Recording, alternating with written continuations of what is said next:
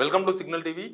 Please subscribe signal TV. ఉన్నది ఉన్నట్లు నేను శివారెడ్డి, సీనియర్ జర్నలిస్ట్. తెలంగాణ రాష్ట్రంలో ఈరోజు హాట్ వార్త, జిల్లాల సంఖ్య కొత్త ప్రభుత్వం కుదించబోతుంది. మనకు తెలిసి తెలంగాణలో 33 జిల్లాలు ఉన్నాయి. ఇప్పుడు ఈ 33 జిల్లాలలో కేవలం 17 జిల్లాలు మాత్రమే ఉంటాయి. 16 జిల్లాలు తీసివేస్తున్నారు. ప్రభుత్వం ఆల్రెడీ ఈ నిర్ణయం తీసుకుంది అని ఒక ఇంగ్లీష్ పేపర్లో వచ్చిన వార్త ఇది. ఆ ఇంగ్లీష్ పేపర్లో వచ్చిన వార్త హాట్ టాపిక్ అయింది. గతంలో అంటే లాస్ట్ రేవంత్ రెడ్డి సీఎం అయిన తర్వాత ఈ అంశం తెర మీదకి వచ్చింది. ఇన్ని జిల్లాలు అవసరమా తెలంగాణలో? ఈ జిల్లాలు తగ్గిస్తే ఏమవుతుంది? కేవలం పార్లమెంటు కాన్స్టిట్యున్సీలు 17 పార్లమెంట్ ఉన్నాయి కదా, 17 పార్లమెంటు కాన్స్టిట్యున్సీలు మాత్రమే జిల్లాలు. ఇంకా మిగతా జిల్లాలు అవసరమా? కొన్ని జిల్లాల్లో కేవలం ఒక్కొక్క అసెంబ్లీ కాన్స్టిట్యున్సీ మాత్రమే ఉన్నాయి. కొన్ని అయితే మండలాలు, మండలంలో సగం ఒక జిల్లాలో, ఇంకో మండలం సగం ఇంకొక దగ్గర ఉందని, లేకపోతే ఒకటే కాన్స్టిట్యున్సీ 3 జిల్లాల పరిధిలోకి వస్తుందని, ఇట్లాంటి చాలా చర్చలు జరిగినాయి. సీఎం రేవంత్ రెడ్డి కూడా ఈ అంశాన్ని ప్రతిపక్షంలో ఉన్నప్పుడు చాలాసార్లు చెప్పిండ్రు. ఆయన అధికారంలోకి వచ్చిన తర్వాత కొన్ని రోజులకే ఈ జిల్లాల కుదింపు అంశంపై కూడా ఆయన మాట్లాడినారు. జిల్లాల వ్యవస్థను దీన్ని స్థిరీకరించాలి, అంటే వ్యవస్థీకరించాలి, ఇన్ని జిల్లా అవసరం అన్నట్టుగానే మాట్లాడినారు. అప్పటి నుంచి ఇక తెలంగాణలో ఇన్ని జిల్లాలు ఉండవు అనేది బాగా చర్చనీయాంశంగా మారింది. కానీ ఈరోజు ఇంగ్లీష్ పేపర్లో ఆ వార్త వచ్చిన తర్వాత బహుశా కాంగ్రెస్ ప్రభుత్వం డిసైడ్ అయిపోయినట్టుగా క్లారిటీ వస్తుంది. కాకపోతే ఇప్పుడు ఎలక్షన్స్ కోడ్ ఉంది కాబట్టి ఇప్పుడు నిర్ణయం తీసుకోకపోవచ్చు. కానీ ఎలక్షన్ కోడ్ అయిపోయిన తర్వాత కాంగ్రెస్ ప్రభుత్వం ఈ నిర్ణయం తీసుకోబోతుంది. జిల్లాల సంఖ్య తగ్గబోతుంది అనేది ప్రధానమైన వార్త సారాంశం. అయితే ఇప్పుడు ఈ వార్త ఎందుకు లీక్ అయిందంటే 17 లోక్సభ స్థానాలకు ఎలక్షన్ జరగబోతుంది కాబట్టి ఒక లీకుడు వార్త, కాంగ్రెస్ వ్యవస్థ నుంచి, కాంగ్రెస్ పార్టీ నుంచి ఒక లీకుడు వార్త బయటకు వచ్చింది. ఆ లీకుడు వార్త ఏంటంటే 17 లోక్సభ స్థానాలు 17 జిల్లాలు కాబోతున్నాయి, మిగతా 16 జిల్లాలు రద్దు కాబోతున్నాయి.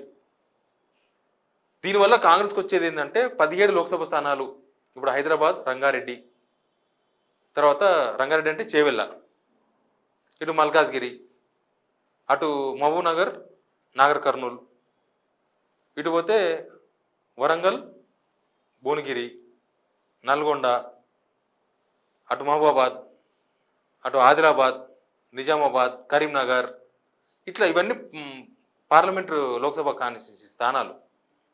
కాబట్టి అవి జిల్లాలు అవుతాయన్న వార్తను కనుక జనాలకు తీసుకొని పోతే ఆ కాన్స్టిట్యున్సీల్లో కొంత కాంగ్రెస్కు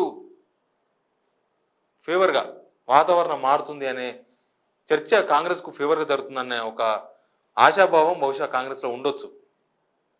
కానీ ఇప్పుడు పోయే 16 జిల్లాలు ఏంటివి? 17 కాన్స్టిట్యున్సీలు 17 జిల్లాలు అవుతే మిగతా అన్ని జిల్లాలు రద్దయిపోతే వాటి పరిస్థితి ఏంటి? ఇప్పుడు మన దగ్గర మల్కాజ్గిరి జిల్లా, చేవెళ్ళ జిల్లా, సికింద్రాబాద్ జిల్లా ఇవవుతే, మల్కాజ్గిరి ఆల్రెడీ జిల్లా ఉంది కాబట్టి అది ప్రాబ్లం కాకపోవచ్చు. కానీ మిగతా జిల్లాల పరిస్థితి ఏంటి? మిగతా 16 కాన్స్టిట్యున్సీలు, మిగతా 16 జిల్లాలు రద్దయితే ఆ జిల్లాల్లో ఇప్పటికే ఎస్పీ ఆఫీసులు నిర్మించిండ్రు. సేమ్ టైం కలెక్టరేట్లు, కొత్త భవనాలు, పెద్ద భవనాలు ఆల్రెడీ నిర్మాణం అయిపోయి, ఓపెన్ అయిపోయి, అక్కడ ఆల్రెడీ ఆఫీసులు ఓపెన్ అయిపోయి, అక్కడి నుంచి కలెక్టర్లు ఆల్రెడీ పరిపాలిస్తున్నారు. అవన్నీ రద్దయిపోతాయి. ప్లస్ జనం నిన్నటిదాకా ఇప్పటిదాకా మా జిల్లా ఇది, మా జిల్లా జన్గాం, మా జిల్లా జగిత్యాల, మా జిల్లా పెద్దపల్లి, మా జిల్లా ఇది అది అని చెప్పుకునే వాళ్ళు ఇక ఆ జిల్లాలు చెప్పుకునే అవకాశం ఉండకపోతే ఆ జనం ఊకుంటారా? ఆ జనం ఆలోచించరా? కాంగ్రెస్ ఈ లీకుడు వార్తతో 17 లోక్సభ కాన్స్టిట్యున్సీల ప్లస్ అవుతుందని అనుకుంటే మిగతా జిల్లాల్లో ఉన్న జనం ఏం ఆలోచిస్తారు? వాళ్ళకి ఆ జిల్లా అక్కడి నుంచి పోవడంతో వాళ్ళ ఆత్మాభిమానం దెబ్బతినడమే కాదు, వాళ్ళు చాలా నష్టపోతారు. ఎట్లాంటి నష్టాలు ఉంటాయంటే, ఒకవేళ 16 జిల్లాలు కనుక రద్దు చేస్తే గవర్నమెంట్, ఆ జిల్లాల్లో రైతులు తీవ్రంగా నష్టపోతారు ముఖ్యంగా. ఎందుకంటే తెలంగాణలో ఎంత మారుమూల గ్రామం పోయినా కనీసం జిల్లా కేంద్రానికి దగ్గర అయితే ఇంకా ఎక్కువ 30 లక్షల నుంచి ₹1,00,00,000 ఎకరా వాల్యూ ఉంది. ఇప్పుడు జిల్లా రద్దు అయిపోయిన తర్వాత ఆ జిల్లా కేంద్రాలు ఈ 16 జిల్లా కేంద్రాల్లో భూమి అంత వాల్యూ ఉండదు. ఎక్కడో మళ్ళీ కొత్త జిల్లా అంటారు. ఆ కొత్త జిల్లా అక్కడ కొంత రియల్ ఎస్టేట్ రేట్లు పెరిగే అవకాశం ఉంటుంది. కానీ ఇప్పుడు పాత జిల్లాలు రద్దు అయితే అక్కడ రియల్ ఎస్టేట్ అంతా కూడా కుదేలైపోతుంది.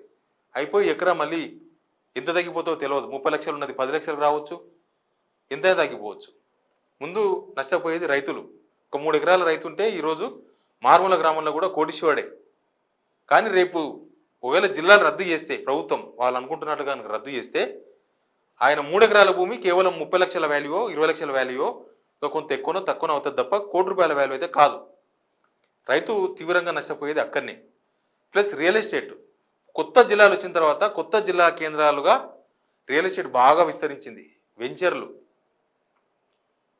డిటిసిపి వెంచర్లు, ఆ జిల్లా కలెక్టరేట్ల పరిధిలో చాలా వెంచర్స్, కొత్త కొత్త వెంచర్స్ అయిపోయి ప్రతి టౌన్లో వెంచర్స్ వచ్చినాయి. ఇప్పుడు ప్రతి జిల్లా కేంద్రాల్లో రియల్ ఎస్టేట్ ఉన్నదాకా ఎలక్షన్స్ వరకు చాలా బాగా జరిగింది. చాలామంది కొనుక్కున్నారు. ఇదంతా జరిగింది. ఒక నష్టం. రెండవది ఉద్యోగుల విభజన, ఉద్యోగుల ప్రమోషన్స్ ఇవన్నీ మళ్ళీ చేయాలి. ఇప్పుడు జిల్లాల వారీగా సీనియారిటీ ఉన్న వాళ్ళకు ప్రమోషన్స్ వచ్చినాయి. ఆ జిల్లాలు మారితే మళ్ళీ మారుతాయి. మళ్ళీ సీనియారిటీ మారుతుంది, మళ్ళీ ప్రమోషన్స్ మారుతాయి. ఉద్యోగస్తులకు వాళ్ళ ట్రాన్స్ఫర్స్ ఇదంతా కూడా పెద్ద వ్యవహారం జరగాలి.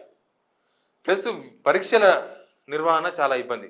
ఇవన్నీ మళ్ళీ జోన్స్, మళ్ళీ ఏ జోన్లోకి ఏది పోతుందో, మళ్ళీ ఏ జిల్లా ఏ జోన్లోకి వస్తుందో, ఈ జోన్ల అడ్జస్ట్మెంటు ఇవన్నీ జరగడానికి మళ్ళీ ఒక 2-3 ఏళ్ళ టైం పట్టే అవకాశం ఉంటుంది.